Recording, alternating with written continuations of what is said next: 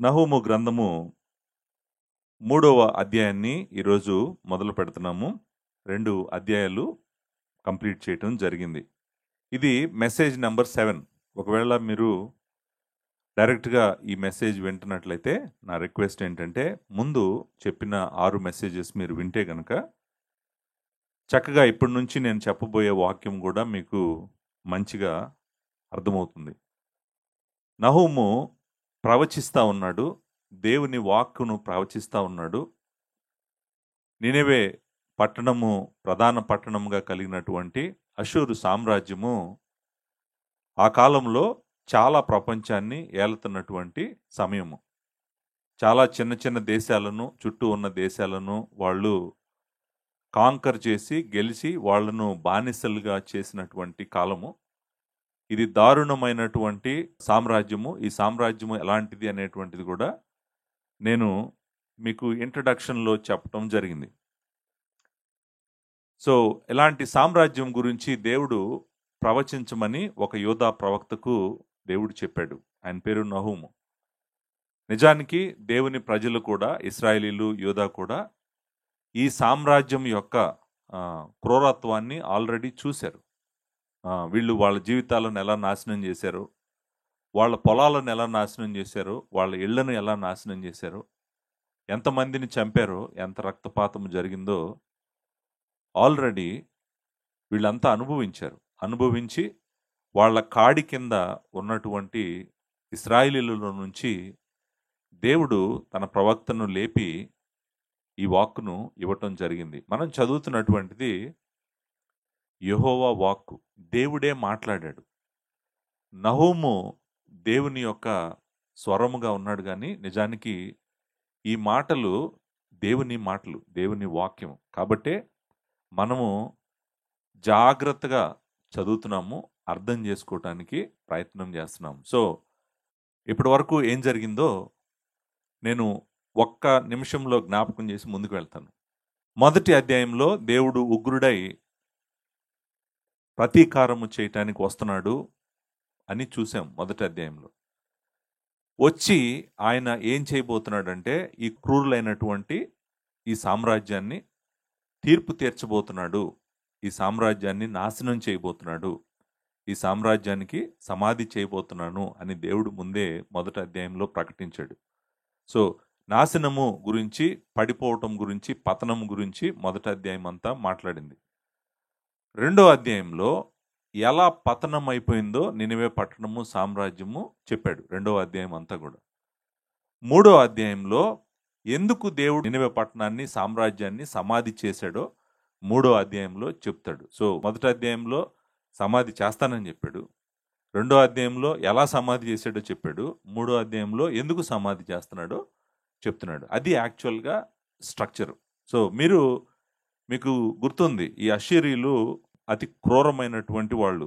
ఆటవికము అనే మాట వాడొచ్చు వీళ్ళకి. క్రూరత్వము, ఆటవికము అనే మాటలు మనం వాడతాం. అనాగరికము అనేటువంటి మాటలు, పాశవికము, ఈ మాటలు వాడొచ్చు వీళ్ళకి. ఎందుకంటే వీళ్ళు అలాంటి వాళ్ళే, అమానుష్యమైనటువంటి మనుషులు, దయలేని, జాలి లేని మృగాల లాంటి వాళ్ళు. వీళ్ళు పట్టడాన్ని ముట్టడి వేస్తారు, పట్టణాలను కాదు రాజ్యాలను ముట్టడి వేస్తారు, బెదిరిస్తారు, చంపుతారు, పట్టణాలను తగలబెడతారు, తలలను నరుకుతారు. అంతేకాదు శవాలను కుప్పలు కుప్పలుగా వేస్తారు, కళ్ళు పీకేస్తారు, శరీరంలో ఉన్న రకరకాల భాగాలను ముక్కలు ముక్కలుగా నరికేసేటువంటి, కోసేటువంటి అతి క్రూరమైనటువంటి, దారుణమైనటువంటి మృగాలు వీళ్ళు.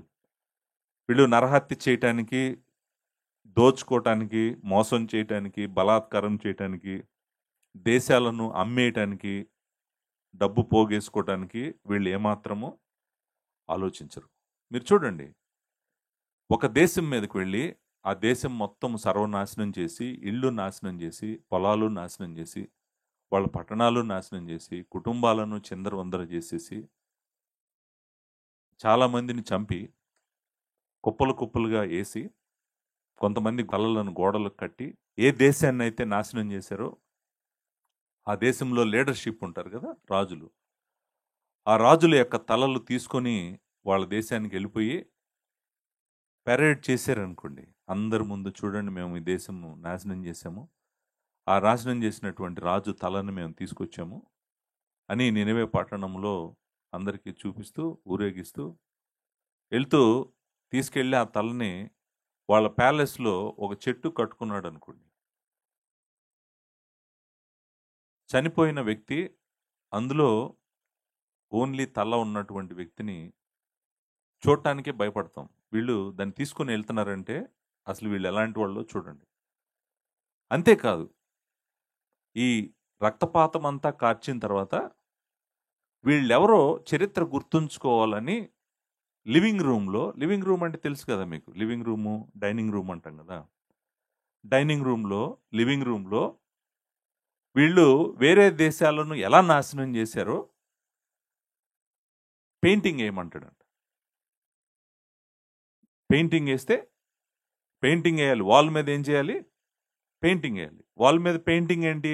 అక్కడికి వచ్చి ఎవరైనా కూర్చొని భోజనం చేస్తుంటే ఒక పెయింట్ ఉంటుంది. ఆ పెయింట్ ఏంటంటే ఆ గోడ మీద ఒక చెట్టు ఉంటుంది, ఆ చెట్టు మీద ఒక తల ఎలాడుతూ ఉంటుంది, ఆ తల ఎవరిదో రాస్తాడనమాట అక్కడ.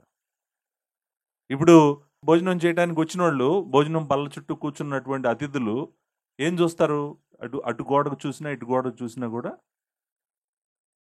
తలలు నరికేసి తీసుకొచ్చి ఇలా చేశారు అనేటువంటిది. మీరు చూడండి, చంపటం ఒకటి, చంపిన తర్వాత ఎలా చంపాను అని ఇంట్లో లివింగ్ రూమ్లో వాల్ మీద పెయింట్ వేసుకోవటం ఒకటి, ఈ రెండు వేరు వేరు. వాళ్ళని ఏమంటారు? ఇంటికొచ్చి పెయింట్ వేయండి అన్నవాడిని ఏమంటారు? నాకు ఎప్పటికీ గుర్తుండాలి ఇది అన్నవాడిని ఏమంటారు? నాకే కాదు, ఎవరన్నా చూస్తే నేను ఎవరో వీళ్ళకి అందరికీ తెలియాలి అనేటువంటి వాడిని ఏమంటారు వాడిని? నేను ఇందాక చెప్పాను కదా ఆ మాటలన్నీ. అది వాళ్ళు వీళ్ళు. మనము 3వ అధ్యాయంలోకి వెళ్ళటానికి ముందు ఆలోచించామనుకోండి, అంటే దేవుడు నీకు జన్మనిచ్చాడు కదా, లైఫ్ ఇచ్చాడు కదా, లైఫ్ ఇచ్చాడు, నువ్వు ఆయన సృష్టిలో బ్రతికే కృప ఇచ్చాడు, నువ్వు ఉండటానికి షెల్టర్ ఇచ్చాడు, నువ్వు తినటానికి ఆహారం ఇచ్చాడు, నువ్వు సంతోషంగా ఆయన ఇచ్చినటువంటి కృపలో ఆనందంగా ఉంటూ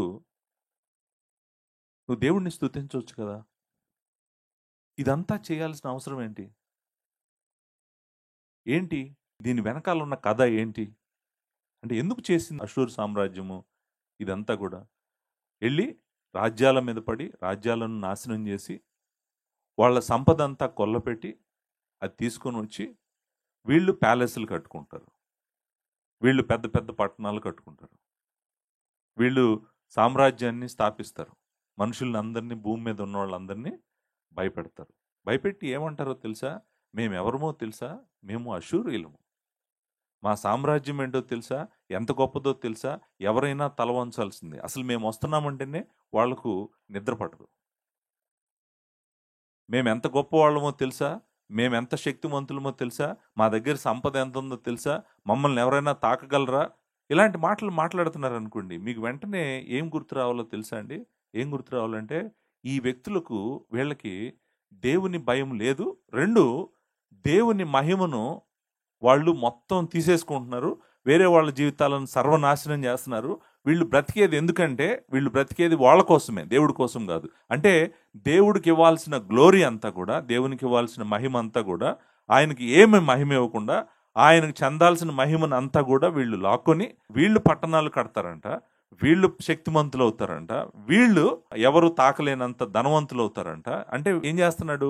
వేరే వాళ్ళ జీవితాలను నాశనం చేసైనా కూడా నేను చాలా గొప్పవాడిని అవ్వాలి, నేను గొప్పవాడిని అని భూమి మీద అందరూ చెప్పుకోవాలి. అంటే ఏంటో తెలుసా?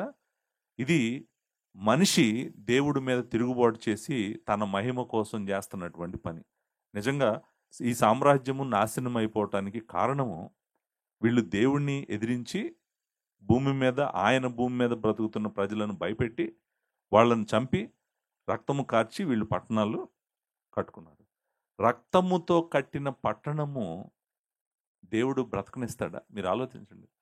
రక్తపు ఇల్లు దేవుడు ఉండనిస్తాడు? అసలు రక్తము కార్చి నువ్వు వచ్చి ఇల్లు కట్టుకుంటే దేవుడు దాన్ని ఉండనిస్తాడా? ఉండేవాడు. మనుషులు ఎవ్వరూ చూడట్లేదని అనుకుంటున్నావేమో, దేవుడు సమస్తము చూస్తున్నాడు. వేరే వాళ్ళ జీవితాలను పాడు చేసి, వేరే వాళ్ళ ఇల్లు పాడు చేసి, వేరే వాళ్ళ లైఫ్ తీసేసి నువ్వు ధనవంతుడివి గొప్పవాడివి అవ్వాలని చూస్తే కనుక దేవుడు గమనిస్తూ ఉన్నాడు. గమనించటమే కాదు, ఆయనకి కోపము కూడా వస్తుంది. ఆయన ఉగ్రుడై వస్తున్నాడు. ఉగ్రుడై వచ్చాడు వీళ్ళ మీదకి మామూలుగా రాలేదు. మనం మొదటి అధ్యాయంలో మీకు వర్ణించాను ఎలా వచ్చాడు. ఆయన చాలా కోపంతో పరాక్రమం గలవాడుగా, నిజంగా ఉగ్రుడుగా నేను వీళ్ళ మీద పగ తీర్చుకుంటాను అన్నట్టుగా వచ్చాడు. పగ తీర్చుకుంటాడంట. పగ తీర్చుకుంటున్నాడు. ఆల్రెడీ మొదలైంది మొదటి అధ్యాయంలో. 2వ అధ్యాయం కూడా చూసాం మనము. 3వ అధ్యాయంలో ఇప్పుడు వీళ్ళ నాశనానికి గల కారణాలు ఏంటో చెప్పటం మొదలు పెడతాడు 3వ అధ్యాయంలో. అంటే దేవుడు ఎందుకు అంత కోపంగా వచ్చాడు చూడండి. మొదటి అధ్యాయంలో ఎలా ఉంది? యెహోవా రోషం గలవాడై, 2వ వచనంలో ప్రతీకారము చేయువాడు. యెహోవా ప్రతీకారము చేయును, ఆయన మహోగ్రత గలవాడు. యెహోవా తన శత్రువులకు ప్రతీకారము చేయును, తన విరోధులైన వారి మీద కోపం ఉంచుకును. సో ఆయన కోపంతో వచ్చాడు. ఈ పట్టణానికి సమాధి చేస్తానని చెప్పాడు. సమాధి చేశాడు. ఎందుకు చేశాడో చెప్తున్నాడు. నిజానికి ఇప్పుడు ఇదంతా మాట్లాడుతున్నప్పుడు జరగలేదు. ఇంకా ఇదంతా ప్రవచనమే. నహూము చెప్తున్నప్పుడు, నహూము రాస్తున్నప్పుడు ఇదంతా ప్రవచనమే. ముందు ఇంకా జరగబోతుంది అనమాట. జరగలేదు. జరగక ముందే నాశనం చేస్తానని చెప్పాడు దేవుడు. ఎలా నాశనం చేస్తాడో చెప్పాడు. ఎందుకు నాశనం చేస్తున్నాడో కూడా చెప్పాడు. చూడండి, నేను అదే అన్నాను, ఇది ప్రకటించడం మామూలు విషయం కాదు. ఎందుకంటే వాళ్ళు సామ్రాజ్యంగా ఉన్నారు ఆల్రెడీ. యోధ వాళ్ళకి బానిసగా ఉంది యోధ. సో అలాంటి ప్రకటన చేయటము ఈజీ కాదు. ఓన్లీ దేవుని సేవకుడు మాత్రమే, తన ప్రాణము లెక్క చేయని వాడు మాత్రమే ఇలాంటి ప్రకటన చేయగలడు అలాంటి సామ్రాజ్యం మీద. ఇది వీళ్ళతో ఆగదు కదా. ఇశ్రాయేలీలు అందరూ చదువుకుంటారు దీన్ని.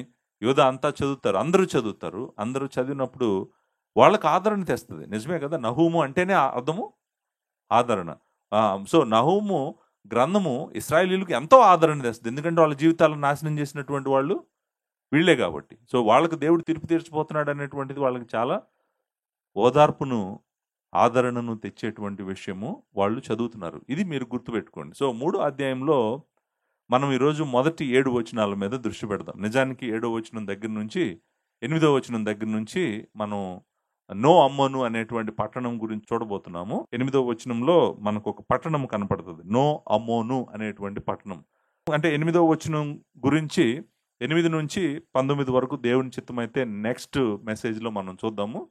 ఈరోజు మన దృష్టి అంతా కూడా మొదటి 7 వచనాల మీద ఉంచుదాం. 7 వచనాలు జాగ్రత్తగా మనం అర్థం చేసుకోవటానికి ప్రయత్నము చేద్దాం. ఈ 7 వచనాలలో వీళ్ళ నాశనానికి, వీళ్ళ పాపానికి, లేకపోతే వీళ్ళ శిక్షకు, వీళ్ళ పతనానికి, వీళ్ళ సమాధికి కారణం ఏంటో దేవుడు చెప్తున్నాడు. ఎందుకు దేవుడు ఈ పట్టణాన్ని, ఈ సామ్రాజ్యాన్ని నాశనం చేయబోతున్నాడో 3వ అధ్యాయంలో చెప్పటం మొదలుపెట్టాడు. ఇక్కడ వీళ్ళ నాశనానికి, లేకపోతే వీళ్ళ సామ్రాజ్యము పాడైపోవటానికి ఈ 7 వచనాల్లో మనము 3 ప్రాముఖ్యమైన కారణాలను చూస్తాం. 3 కారణాలను చూస్తాం. ఆ 3 కారణాలు కూడా ఒకదానికి ఒకటి కనెక్టెడే. సో మనము జాగ్రత్తగా వీటిని నేను ట్రేస్ చేయడానికి ప్రయత్నం చేస్తాను. ఆ కారణాలు ఏంటో మనము చూద్దాం. మొట్టమొదటి కారణము వాళ్ళ పాపం. మొట్టమొదటి కారణం ఏంటి? వాళ్ళ పాపము. అషూరీయులు చేసినటువంటి సిన్. పాపము ఎప్పుడూ కూడా దయచేసి గుర్తుపెట్టుకోండి, దేవుని శిక్షకు కారణం. మనము పాపము చేసినా, మనము పాపము చేస్తున్నా కూడా దేవుని శిక్ష తప్పకుండా వస్తుంది. వీళ్ళు నినెవె పట్టణము తర్వాత సామ్రాజ్యము నాశనం అయిపోవటానికి ప్రాముఖ్యమైన కారణము వీళ్ళు చేసినటువంటి పాపాలు. వీళ్ళు ఎలాంటి పాపాలు చేశారో ఇందాక నేను ఇంట్రడక్షన్లో చెప్పాను. కొన్ని పాపాలు చెప్పాను మీకు. ఇప్పుడు మనం చదువుదాం అసలు వీళ్ళు చేసిన పాపాలు ఏంటి అనేటువంటిది. వీళ్ళ పాపాల గురించి 2 వచనాలు ప్రాముఖ్యంగా మాట్లాడతాయి మొదటి 7 వచనాల్లో. సో ఫస్ట్ పాయింట్ గురించి మనము 2 వచనాలను చూస్తాము. మొట్టమొదటిది 3:1 చూస్తాము. వీళ్ళ పాపాల ఏమంటారు, చిట్టా అంటారా, వీళ్ళ పాపాల లిస్ట్. వీళ్ళ పాపాల చిట్టా ఎక్కడ ఉంది? 3:1 ఉంది. అలాగే 3:4 కూడా ఉంది. 3:4, 3:1 ఈ 2 వచనాలు ఫస్ట్ పాయింట్ మాట్లాడుతున్నాయి. ఫస్ట్ పాయింట్, వీళ్ళ నాశనానికి కారణం ఏంటి? పాపము. వీళ్ళు చేసిన పాపం ఏంటి అనేటువంటిది మనము ఇక్కడ చూస్తాము. సో, నాకు లిస్ట్ చేశాను. అట్‌లీస్ట్ ఒక 7 పాపాలు కనిపించినాయి. నేను వాటిని చూపించడానికి ప్రయత్నం చేస్తాను. వీళ్ళు చేసిన పాపాలు ఏంటి అనేటువంటిది. సో, మొదటి వచనం చదువుదాం. 3వ అధ్యాయము మొదటి వచనం. నరహత్య చేసిన పట్టణమా నీకు శ్రమ.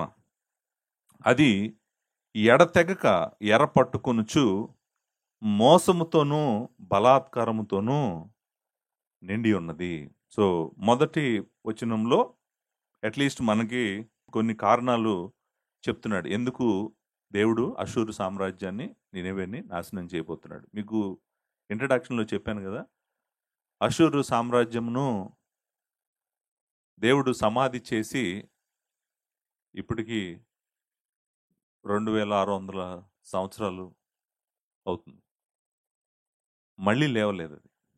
ఇంకా సమాధిలోనే ఉంది. సో, మేబీ నేను నెక్స్ట్ మెసేజ్‌లో కొద్దిగా దేవుడు అస్సీరియల్‌ని ఇంకెప్పటికైనా కనికరిస్తాడా లేదా అనేటువంటి టాపిక్ కూడా మేబీ నేను టచ్ చేస్తాను. మీరు నెక్స్ట్ సండే నేను మిస్ అవుతే మీరు నాకు జ్ఞాపకం చేయాలి. వీళ్ళని మళ్ళీ ఎప్పుడైనా దేవుడు ఫ్యూచర్‌లో కనికరం ఏమైనా వీళ్ళ మీద చూపిస్తాడా? ఈళ్ళు ఇంకా సమాధిలోనే, ఈ సామ్రాజ్యం సమాధిలోనే ఉంటదా?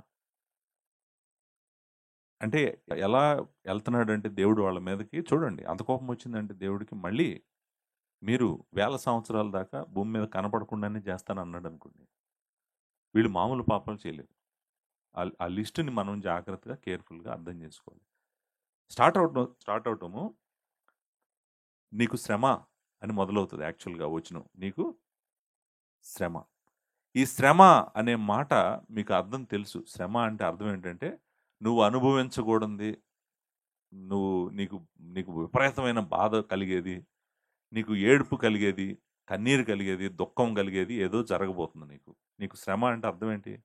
నీకు శ్రమ అంటే దేవుని తీర్పు, దేవుని ఉగ్రత నీ మీద కుమ్మరించబడబోతుంది. అందుకనే నీకు నీకు శ్రమ. నీకు శ్రమ అనే మొదలవుతుంది. ఓ టు యూ అని మొదలవుతదనమాట. ఈ వచనం మొదలవటం. సో, ఆ పట్టణానికంట శ్రమ అంట. ఎందుకు నీకు శ్రమ అంటున్నాడు అంటే, మొట్టమొదట అంటాడు నరహత్య చేసిన పట్టణమా. సో, నిజానికి ద బ్లడీ సిటీ అంటే అర్థం ఏంటంటే, వర్ణిస్తున్నటువంటి వర్ణన ఎలా ఉందంటే, మనమంట నినెవె పట్టణంలోకెళ్ళి ఎటువైపు తిరిగి చూసినా ఏ గజము లేకపోతే ఏ భాగము చూసినా కూడా మనకి చాలా గ్రాండ్ ప్యాలెసెస్ కనపడతాయండి.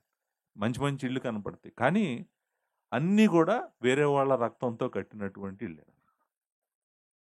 వేరే వాళ్ళని చంపి, వాళ్ళ రక్తము ధారపోసి, వాళ్ళ జీవితాలు నాశనం చేసి కట్టినటువంటి బిల్డింగ్స్. కట్టినటువంటి పట్టణం. సో, అంటే వేరే మనుషులను చంపి ఈ పట్టణము కట్టారు. చూడండి. నిజంగా దేవుడు లేనివాడు మృగం ఎందుకు అవుతాడు అంటే, మృగం అవుతాడు దేవుడు లేనివాడు. దేవుడు ఉన్నవాడు ఏం చేస్తాడో తెలుసా? నిజంగా సిలువ యొక్క తీపి అర్థమైనటువంటి వాడు, సిలువలో దేవుడు నా కోసం ఏం చేశాడు అనేటువంటి అర్థమైనటువంటి వాడు ఏం చేస్తాడో తెలుసా? వేరే వాళ్ళ కోసం తన ప్రాణం పెడతాడు.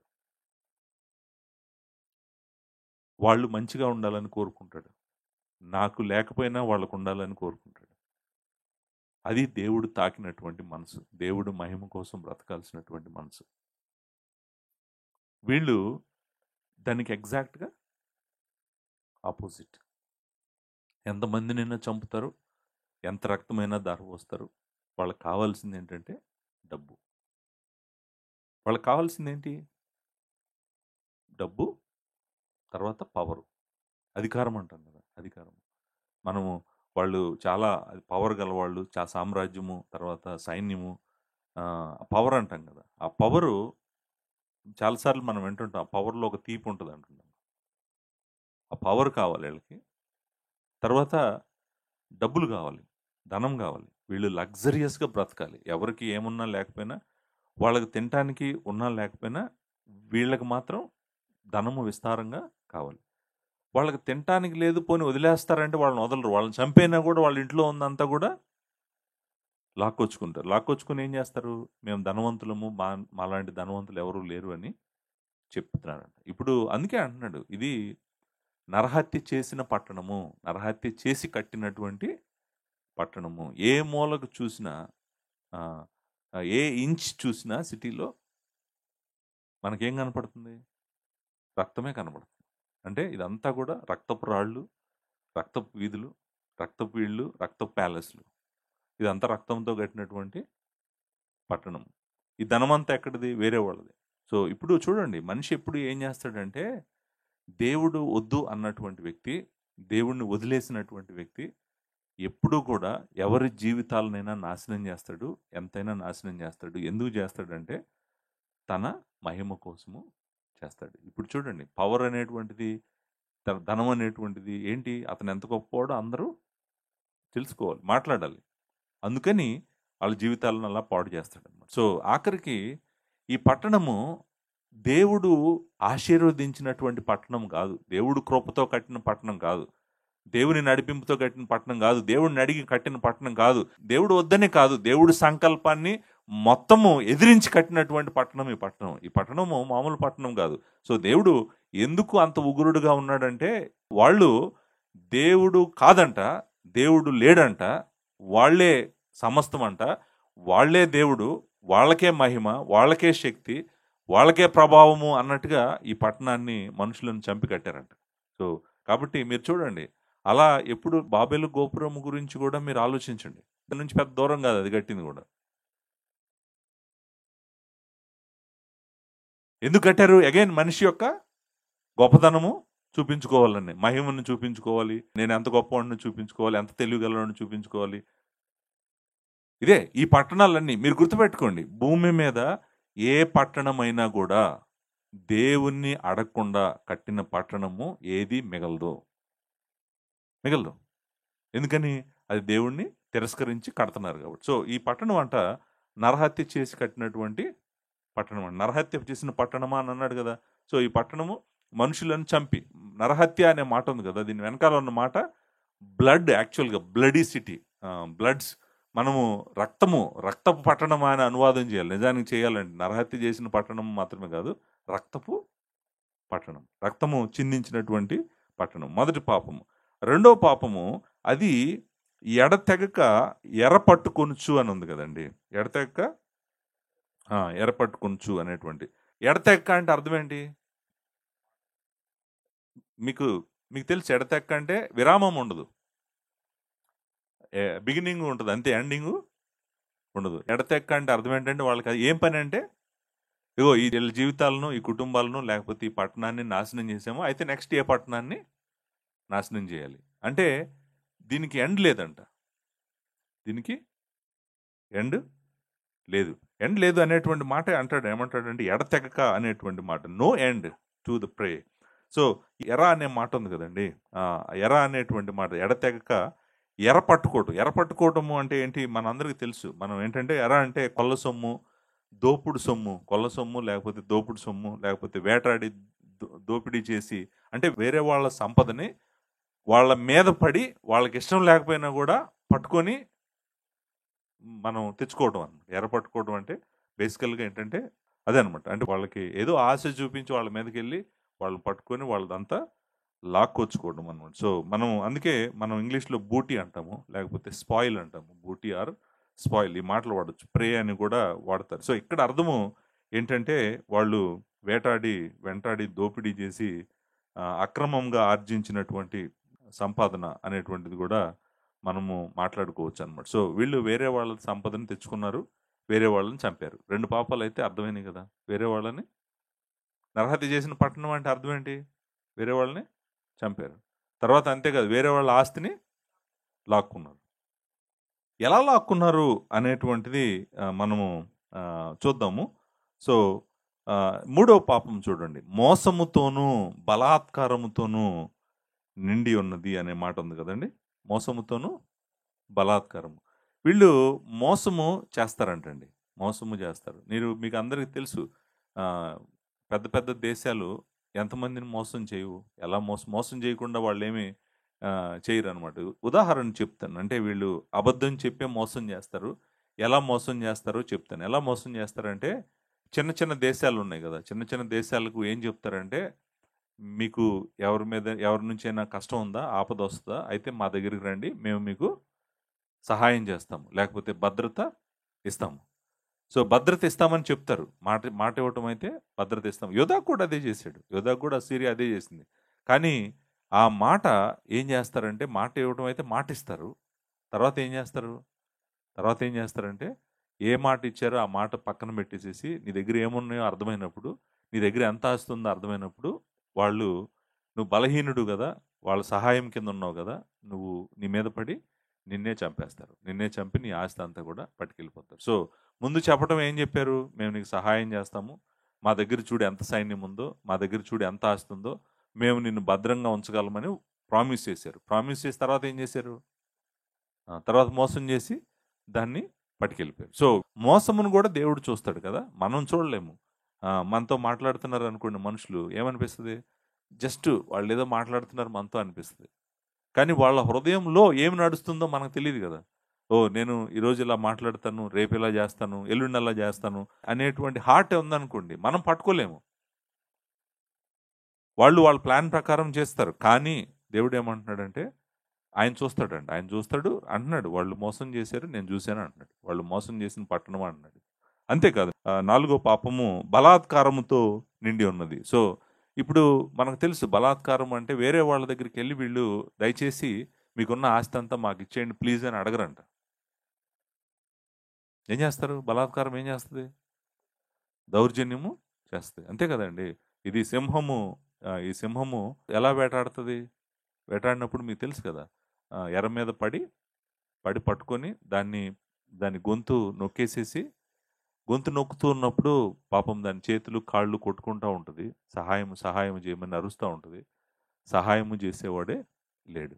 సహాయము చేసేవాడు లేనప్పుడు మొత్తం దాన్ని చంపి, దాన్ని మొత్తం దాని బాడీతో పట్టుకొనెళ్ళి చీల్చి తింటది. అది. ఇక్కడ మనము సింహముల గుహ ఏమాయని అన్నాం కదా! లాస్ట్ మెసేజ్‌లో మాట్లాడాం కదా మనం. 2వ అధ్యాయము 11వ వచనంలో సింహముల గుహ ఏమాయను, సింహపు పిల్లల మేత స్థలము ఏమాయను, ఇవన్నీ కూడా మనం ఆల్రెడీ మాట్లాడాము, విన్నాము. సో, వీళ్ళు బలాత్కారము కూడా చేస్తారంట. 4వ పాపము. 5వ పాపము మనం 4వ వచనానికి వెళ్దాం. 4వ వచనము చదివితే మనకి అర్థమవుతుంది. సో, వీళ్ళు చేసిన పాపాల లిస్ట్ చెప్తున్నాడు. అంటే మిమ్మల్ని ఎందుకు దేవుడు సమాధి చేయబోతున్నాడు అంటే, ఇదిగో మీరు ఇలాంటి పాపాలు చేశారు అని చెప్తున్నాడు. సో, 4వ వచనము.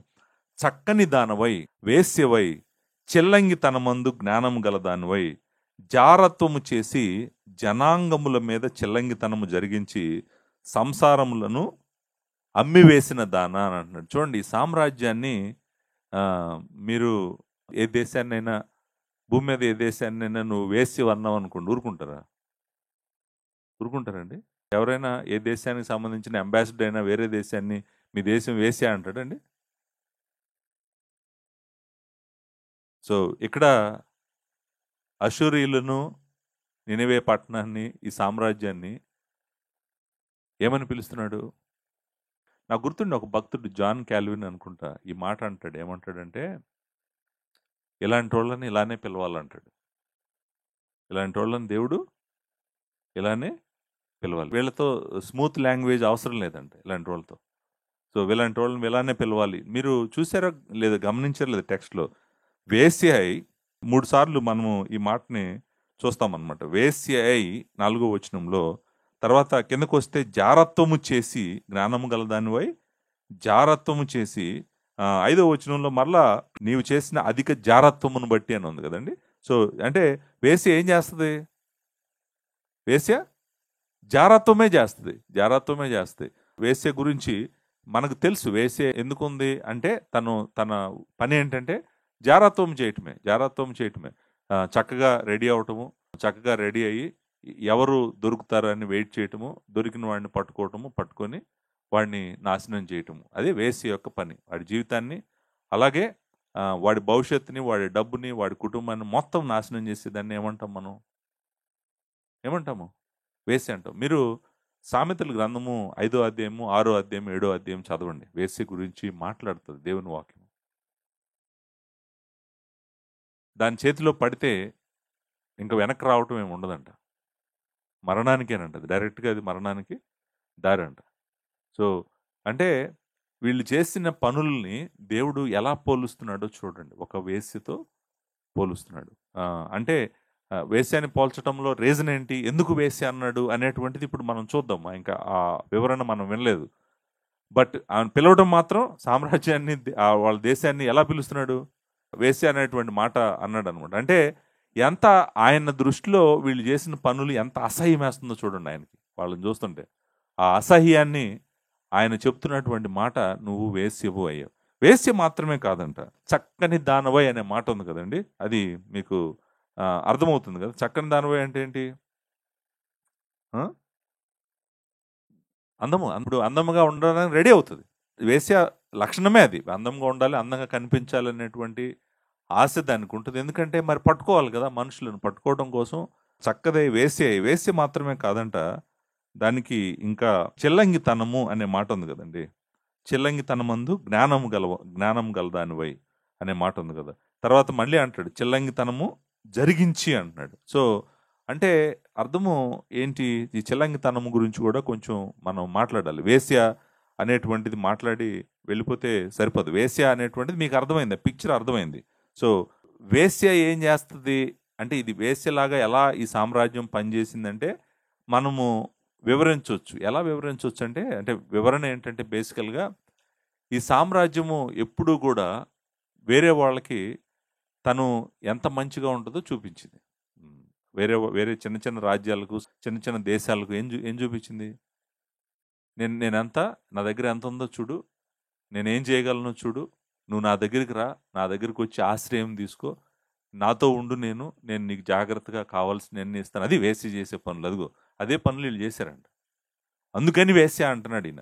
నిజానికి భూమి మీద దేవునికి వ్యతిరేకంగా రాబోయేటువంటి, దేవుని కుమారుడు రాకడకు ముందు జరగబోయేటువంటి, భూమి మీద వచ్చేటువంటి మహాశ్రమల కాలంలో కూడా దేవునికి వ్యతిరేకంగా ఉన్న సామ్రాజ్యాలను పోగు చేసేటువంటి బబులోనును కూడా దేవుడు వేశ్య అని పిలుస్తాడు. ప్రకటన గ్రంథం 18వ అధ్యాయము మీరు చదివితే, 17-18 అధ్యాయాలు చదివితే వేశ్యగానే పోలుస్తాడు. అంటే దేవుడు ఎలా చూస్తున్నాడంటే, ఆయన మీద తిరుగుబాటు చేసి ఆయనను పట్టించుకోకుండా వాళ్ళ ఇష్టానుసారంగా బ్రతికే వాళ్ళను, లేకపోతే ఆ రాజ్యాలను సామ్రాజ్యాలను కట్టుకునే వాళ్ళని వేశ్యలాగానే చూస్తున్నాడు దేవుడు. సో ఈ వేశ్యతనము ఎలా చేసింది అష్షూరు సామ్రాజ్యం అంటే, అందరికీ నేను అన్నీ ఇస్తాను రమ్మంటది, నేను ఏం చేయగలను చూడమంటది, నా దగ్గరికి రండి అంటది. ఆ దగ్గరికి వెళ్ళిన తర్వాత ఏం చేస్తుంది, వాళ్ళని పట్టుకొని అంతే.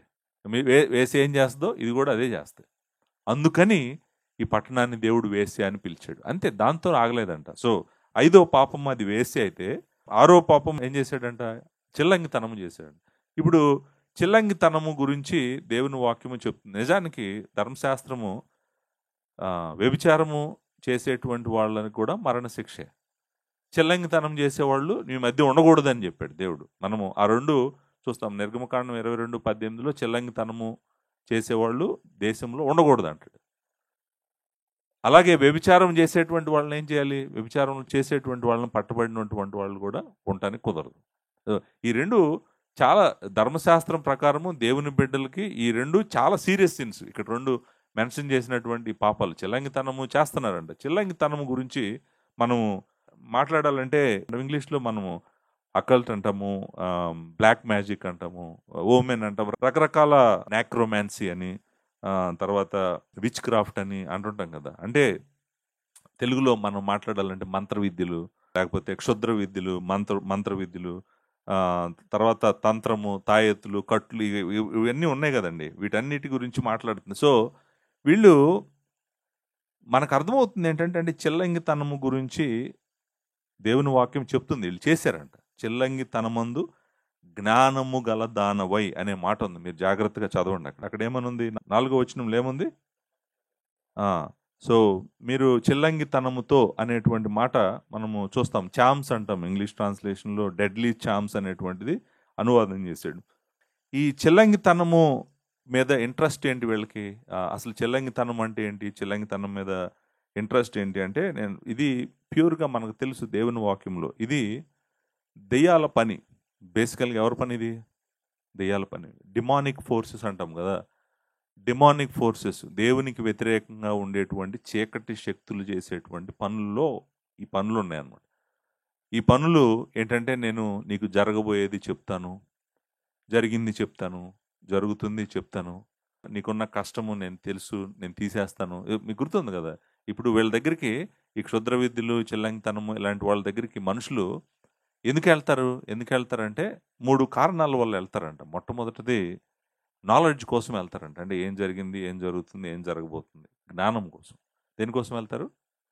జ్ఞానం కోసం వెళ్తారు. జ్ఞానంతో పాటు వీళ్ళు ఈ దురాత్మల దగ్గరికి, దురాత్మల శక్తుల దగ్గరికి వెళ్ళి వాళ్ళకి కావాల్సింది ఏంటంటే, వాళ్ళకి కావాల్సింది పవరు, వాళ్ళకి కావాల్సింది జ్ఞానము, వాళ్ళకి కావాల్సింది కంట్రోల్.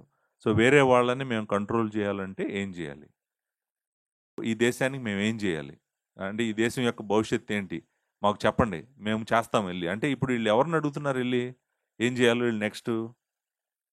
ఇదిగోండి ఈ ఈ చిల్లంగితనము కలిగినటువంటి అంటే చీకటి శక్తుల దగ్గరికి వెళ్ళి చీకటి శక్తులతో ఏం చెప్తే వీళ్ళు అది చేస్తున్నారు. అంటే ఇప్పుడు భవిష్యత్తు కోసం మనం ఆధారపడాల్సింది దేవుని మీద, దేవుని వాక్యం మీద ఆధారపడాలి. దేవుని మీద, దేవుని వాక్యాన్ని వదిలేసి వాళ్ళకి ఏం కావాలో అది చెప్పే వాళ్ళ దగ్గరికి వెళ్ళి, వాళ్ళకి ఎలా కావాలో అలా చెప్పే వాళ్ళ దగ్గరికి వెళ్ళి, వాళ్ళు చెప్పినవన్నీ విని, వాళ్ళు చెప్పినవన్నీ నమ్మి వీళ్ళు వెళ్ళి చేస్తున్నారు అనుకోండి. వీళ్ళని కంట్రోల్ చేస్తుంది ఎవరు?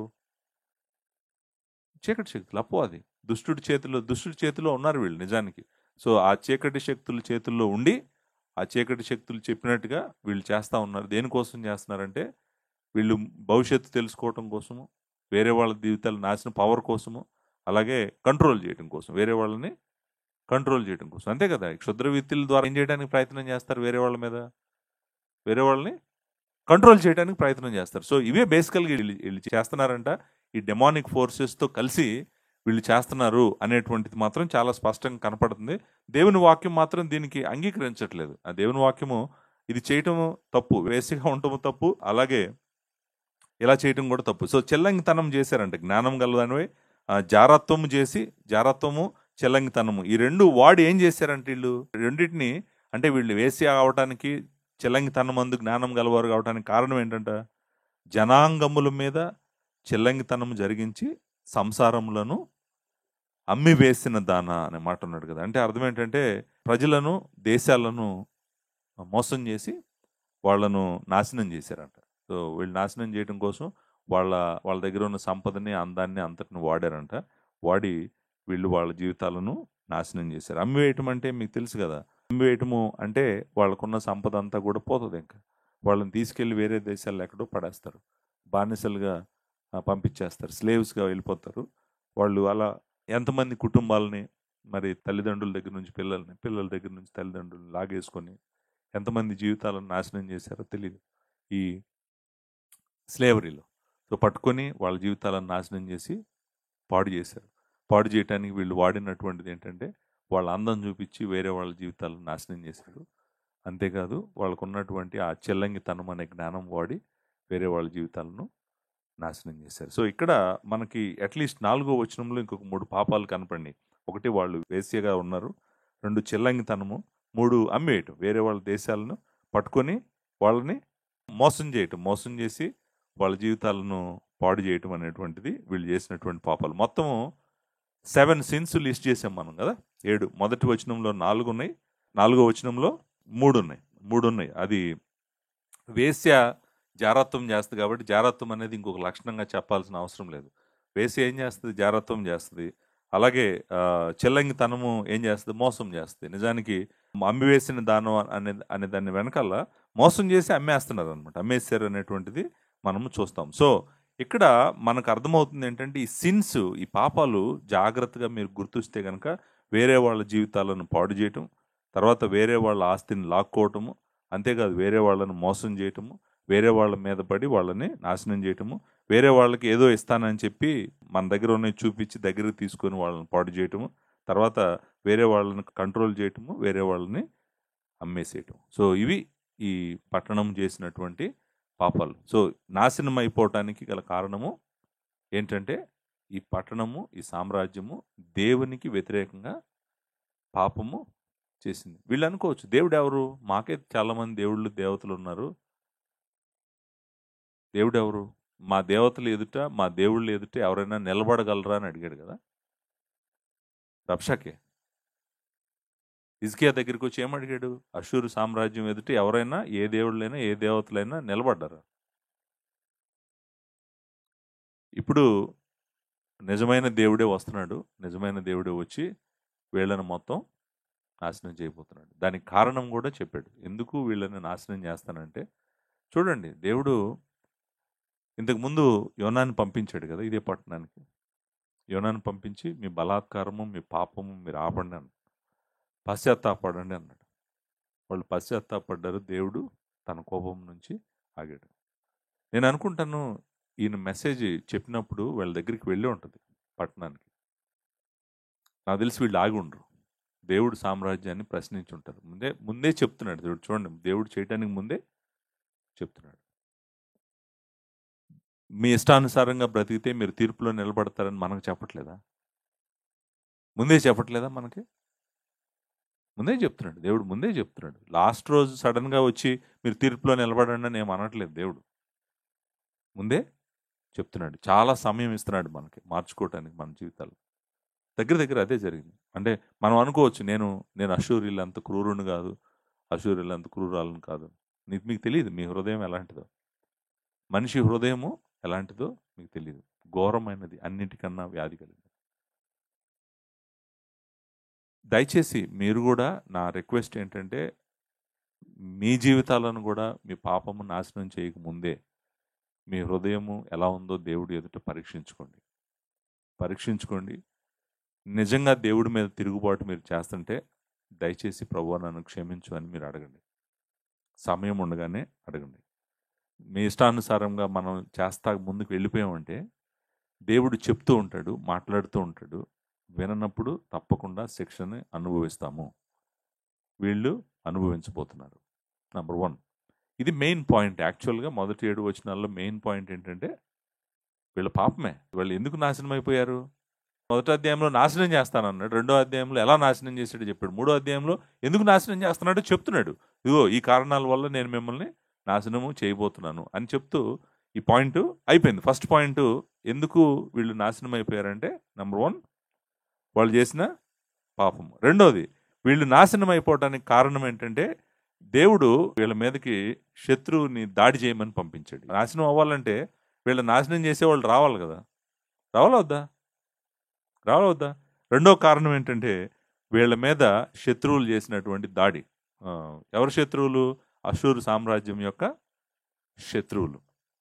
దేవుడు సైన్యములకు అధిపతి యెహోవా అనే మాట మనము ఇక్కడ 5వ వచనంలో చూసాం కదా. సైన్యములకు అధిపతియగు యెహోవా వాక్ ఇదే, నేను నీకు విరోధినే అన్నాను. అక్కడికి వస్తున్నాం మనము. దానికన్నా ముందు ఆయన సైన్యములకు అధిపతి యెహోవా, ఆయన ఆత్మ ఉన్నాడు. తర్వాత ఆయనతో ఉన్నటువంటి దేవదూతలు అందరూ కూడా ఆత్మలే. ఇప్పుడు ఈ సామ్రాజ్యాన్ని నాశనం చేయటానికి ఆయన భూమి మీద నుంచి ఇంకొక సామ్రాజ్యాన్ని లేపుతున్నాడు పైకి. లేపి వాళ్ళకి పర్మిషన్ ఇస్తున్నాడు. ఈ నినెవే అనేటువంటి పట్టణము, నినెవే అనేటువంటి సామ్రాజ్యము భూమి మీద లేకుండా దీనిని నాశనం చేయండి అని చెప్పి వాళ్ళకి ఆయన ఆజ్ఞ ఇస్తున్నాడు. పర్మిషన్ కూడా ఇస్తున్నాడు. ఆజ్ఞే కాదు, మీరు వెళ్ళి చేసేయండి అని చెప్తున్నాడు. చెప్పగానే ఆ సైన్యం ఏం చేస్తుంది? దాడి చేస్తారు. మనందరికీ తెలుసు, అషూరు సామ్రాజ్యాన్ని సమాధి చేసినటువంటి వాళ్ళు బబులోను, మాదీయుల సామ్రాజ్యాలు. 2 సామ్రాజ్యాలు. మాదీయులు నార్త్ నుంచి వచ్చారు, అండ్ దెన్ సౌత్ నుంచేమో బబులోను సామ్రాజ్యం వచ్చింది. వీళ్ళిద్దరూ కలిసి ఒకేసారి అటాక్ చేశారు. ఎవరిని? నినెవేని, ఈ సామ్రాజ్యాన్ని. సో నేను ఇదంతా ఉపోద్ఘాతంలో చెప్పాను, మీకు బుక్ ఇంట్రడక్షన్లో చెప్పాను. మీరు బుక్ ఇంట్రడక్షన్కి వెళ్ళి చూసుకుంటే మీకు అర్థమవుతుంది అనమాట. సో ఇప్పుడు శత్రువు వస్తున్నాడు. ఎందుకు వీళ్ళు నాశనం అయిపోతున్నారంటే శత్రువు దాడి చేయబోతున్నాడు. చాలా దారుణమైన దాడి చేయబోతున్నాడు. ఆ దాడిని నహూము చూడండి వివరిస్తాడు. 2వ వచనము 3వ వచనంలో మనము ఈ 2వ పాయింట్ చూస్తాం అనమాట. నిజానికి there is a beautiful poetry. మీరు ఆ పోయిటరీని మనం తెలుగులో అంత ఆస్వాదించలేము కానీ, బట్ చదివితే మీకు అర్థమవుతుంది. సారథి యొక్క చబుకు ధ్వనియు, చక్రముల ధ్వనియు, గుర్రములు తొక్కుడు ధ్వనియు, ఒడిగా పరిగెత్తు రథముల ధ్వనియు వినబడుచున్నది.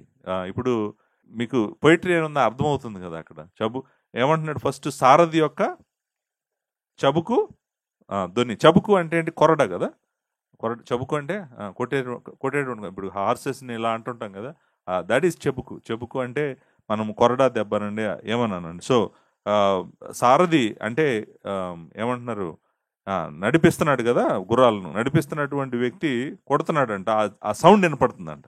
అంతేకాదు చక్రములు ధ్వనియు గుర్రములు తొక్కుడు ధ్వనియు, అంటే హార్సెస్ వస్తున్నాయి, పరిగెడుతున్నాయి, రథములు ముందుకు వస్తున్నాయి.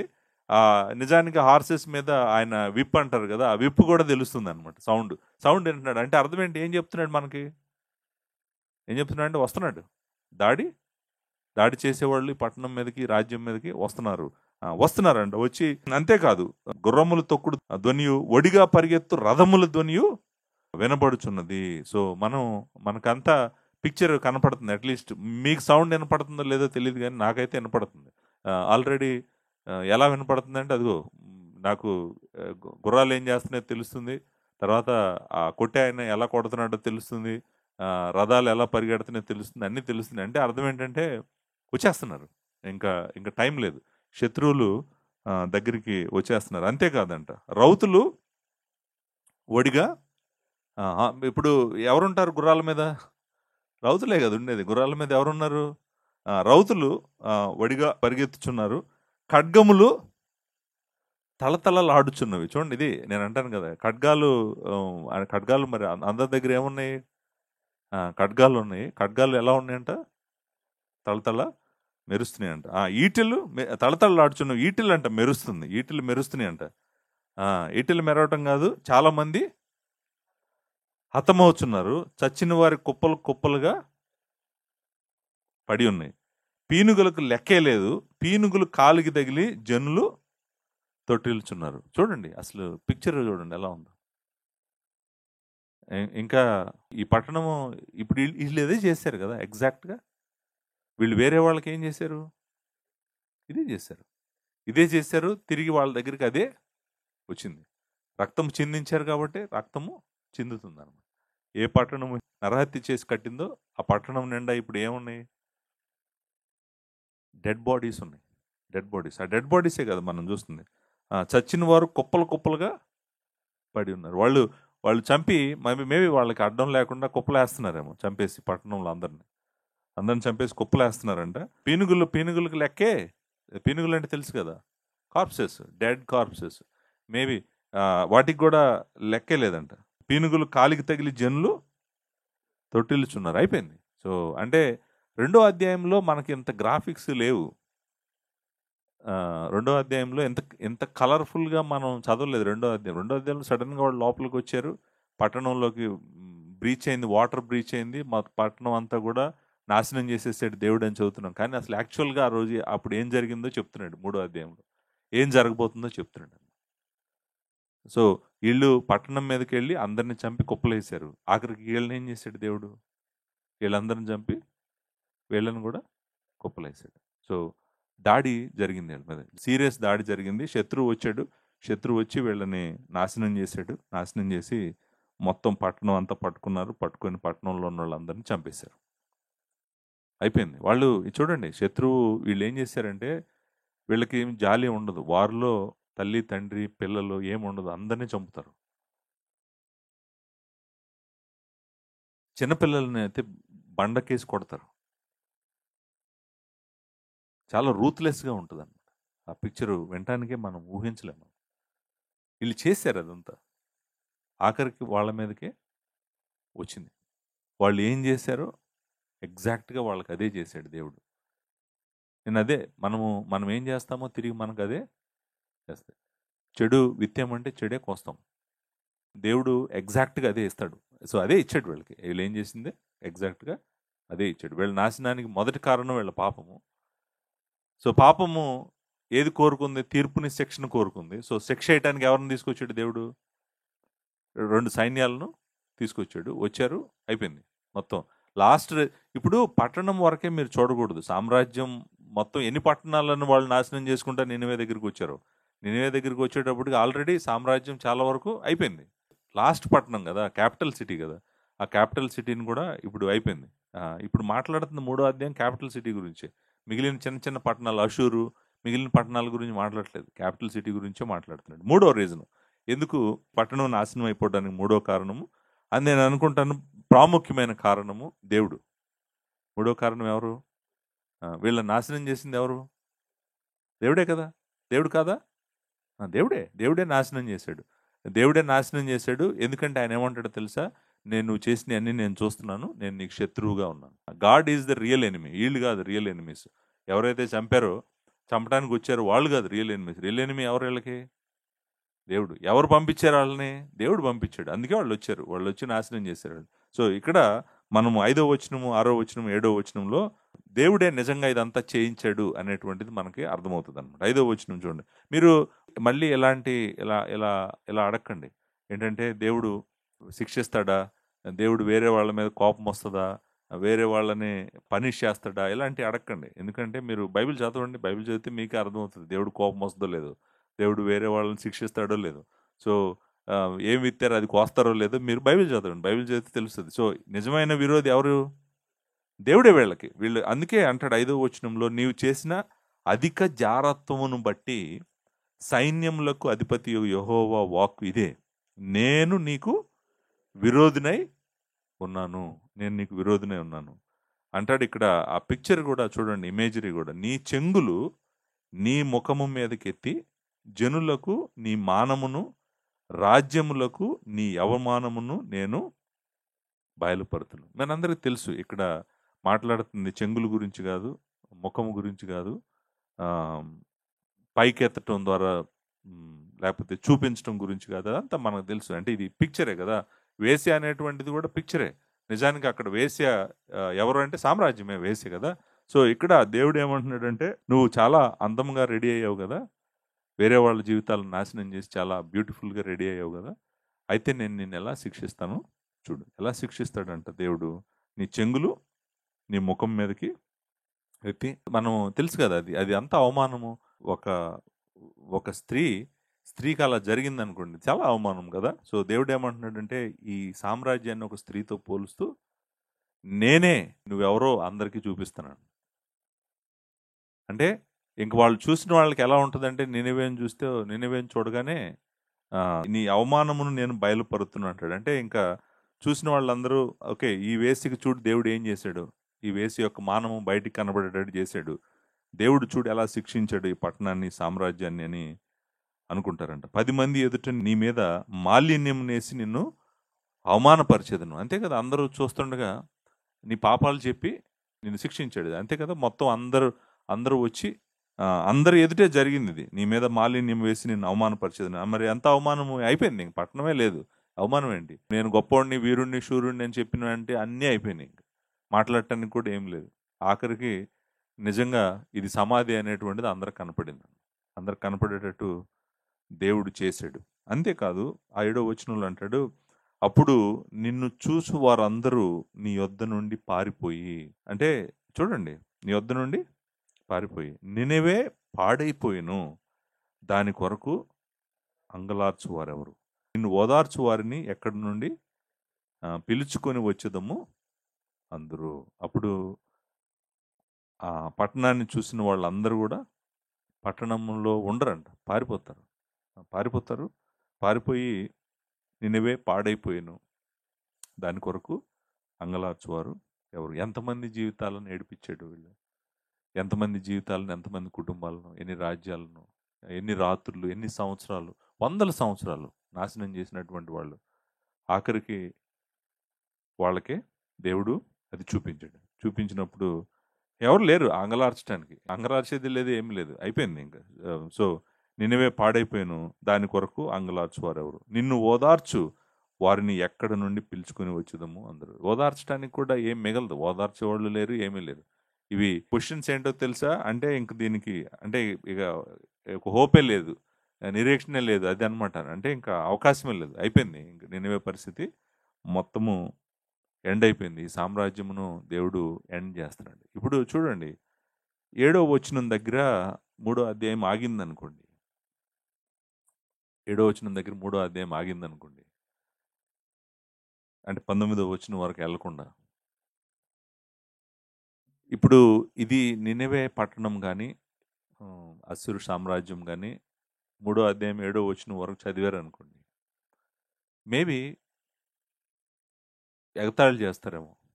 మా గురించి మీకు తెలీదు, మేము ఎంత పవర్ఫుల్ పీపుల్లో, మా సామ్రాజ్యం ఎంత పవర్ఫుల్లో మీకు తెలీదు, మమ్మల్ని ఎవరు ఏమీ చేయలేరు, మమ్మల్ని ఎవరు టచ్ చేయలేరు అని అనటానికి అవకాశం ఉంది. సో 8వ వచనం నుంచి దేవుడు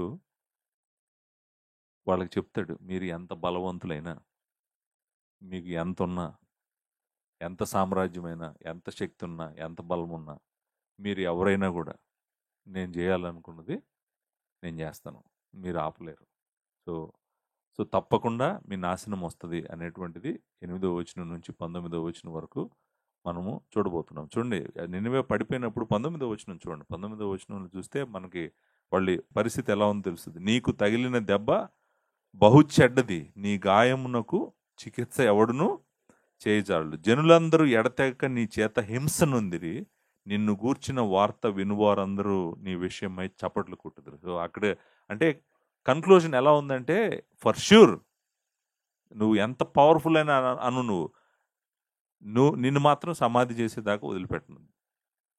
అది దేవుడి యొక్క నిర్ణయం, దేవుని యొక్క చిత్తము. ఆ చిత్తము మనము వినటానికి నెక్స్ట్ వీక్ వద్దాము. వచ్చి 8వ వచనం నుంచి 19వ వచనం వరకు సర్టెనిటీ, తప్పకుండా దేవుడు ఇది చేయబోతున్నాడని దేవుడు ఎలా మాట్లాడతాడో మనం 8వ వచనం నుంచి 19వ వచనం వరకు చూద్దాము. సో దీంతో ఈరోజు మనం 3 పాయింట్స్ చూసాము 7 వచనాల్లో. ఈ సామ్రాజ్యం నాశనం అయిపోవటానికి 3 కారణాలు. 1, వాళ్ళు చేసిన పాపము. 2, దేవుడు వాళ్ళ మీదకి పంపించినటువంటి వాళ్ళ శత్రువుల దాడి. 3, దేవుడే వాళ్ళకు విరోధి వాళ్ళకు శిక్షించాడు అనేటువంటిది మనము చూసాము. సో మీరు ఈ 3 విషయాలు మీరు గమనించారనుకోండి, దేవుడు ఎందుకు విరోధి అయ్యాడు, దేవుడు ఎందుకు శత్రువులను వీళ్ళ మీదకు పంపించాడు, ఆఖరికి తిరిగి తిరిగి ఎక్కడికి వస్తుంది విషయం అంతా కూడా, నీ కోసము, నీ మహిమ కోసము, నీ గొప్పతనం కోసము నువ్వు బ్రతికినంత కాలము నువ్వు పాపం చేస్తూనే ఉంటావు. నువ్వు ఒక్కసారి ఆలోచించు, నేను దేవుడి కోసం బ్రతుకుతాను, దేవుని కోసం నేను జీవిస్తాను, దేవుడే నాకు సమస్తము అని ఆలోచించడం మొదలుపెట్టు. ఆయన నీ పక్షాన ఉన్నప్పుడు ఎవ్వరూ నిన్ను ఏమీ చేయలేరు. నువ్వు ఆయన పక్షాన ఉండాలి. ఆయనకు వ్యతిరేకంగా నినివేలాగా ఉండకూడదు. మనం ఎప్పుడు ఈ సామ్రాజ్యం లాగా ఉండకూడదు. ఆయన పక్షమును మనం ఎప్పుడు ఎంచుకోవాలి. నిజానికి దేవుడు ప్రేమని, మరలా నేను చెప్పినట్టుగా సిలువలో దేవుడు ప్రేమను మనం అర్థం చేసుకుంటే కనుక మనము ఇంకా దేవుని ప్రేమను అందరికీ చూపించే వాళ్ళగా ఉండాలి. సో వీళ్ళు లోకంలో ఉన్న క్రూరులను చూపిస్తుంది ఇక్కడ ఈ పుస్తకము. మనకు క్రీస్తులో మనం చూస్తుంది ఏంటంటే, దేవుడు మన హృదయాల్లో కృమ్మరించిన తన కుమారుని ద్వారా విమోచించినటువంటి గొప్ప మనసును, నూతన హృదయాన్ని, నూతన ఆత్మను దేవుడు మనకు దయచేశాడు, నూతన స్వభావాన్ని. సో మనము నినివే నుంచి, ఈ సామ్రాజ్యం నుంచి మనం నేర్చుకోవాల్సింది ఏంటంటే, దేవుడు లేని మనుషులు ఎంత క్రూరంగా ప్రవర్తిస్తారో కూడా మనము అర్థం చేసుకోవాలి. సో అందుకే మనం మనుషుల గురించి, సమస్త జనుల గురించి మనము ప్రార్థన చేయాలి. వారి రక్షణ గురించి ప్రార్థన చేయాలి. వాళ్ళు దేవుడి దగ్గరికి వస్తేనే వాళ్ళు మనుషులు అవుతారు, లేకపోతే వాళ్ళు మనుషుల్లాగా ప్రవర్తించరు. ఎందుకంటే దుష్టత్వము, హృదయం లోపల ఉన్న దుష్టత్వము అంత భయంకరమైనటువంటిది. సో ఆలోచించండి. విస్తారమైన దేవుని కృప మనందరికీ తోడుగా ఉండాలని. నెక్స్ట్ మెసేజ్లో నేను అనుకుంటాను నహూము గ్రంథము కంప్లీట్ అయిపోతుంది. Thank you very much.